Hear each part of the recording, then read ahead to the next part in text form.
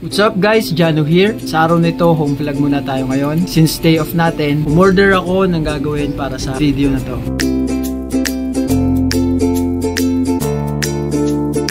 As you can see, it is a DIY painting by number.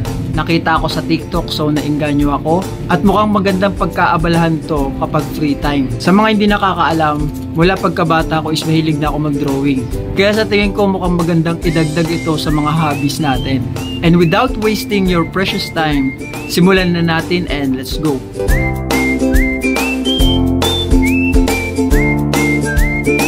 Napakadali lang niyang gawin. Kahit hindi ka marunong mag-painting, kayang-kaya mo to. Kung gusto mo itong itry, umorder ka lang sa mga online shopping store katulad ng TikTok or Lazada at marami kang pwedeng pagpili ang designs ng mga painting.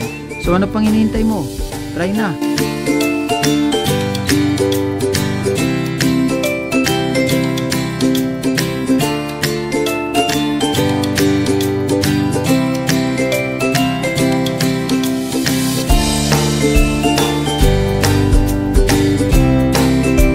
And after 2 hours, natapos ko na siya guys. And that's it for my short video for today. See you on the next one.